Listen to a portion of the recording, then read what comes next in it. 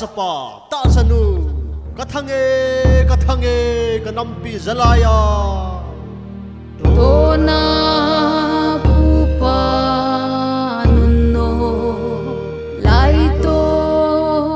ai hei khom na son le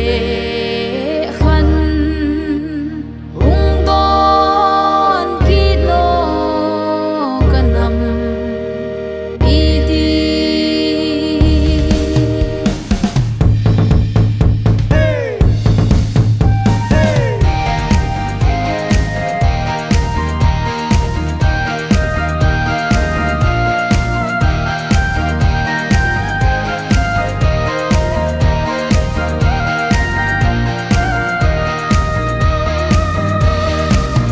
thang at pi e kanam de silpon sai pi khup le ve pon thang nang lom pi lom sa bang san nam zem ka ze mui ei sa bang san ka pal kho mui khai ka lom gol chang lam kho min nin nop tang ko hei tau ti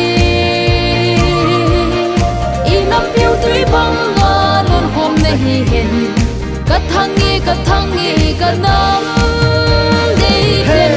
ki thang sing mo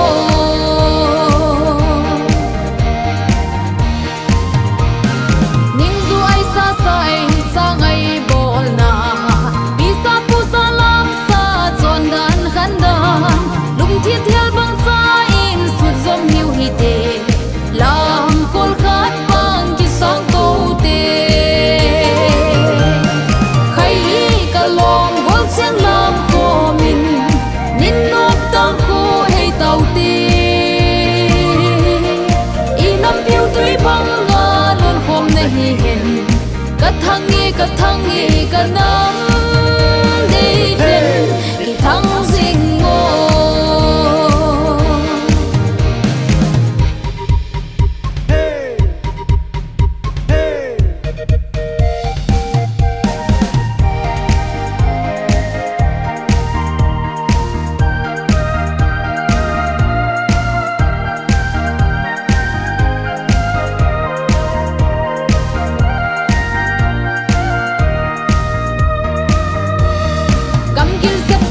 bang se lung li min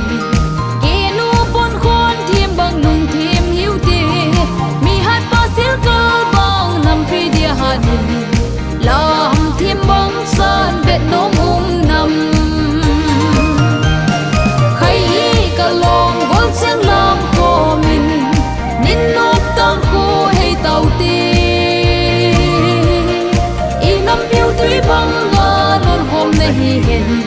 kathangi kanam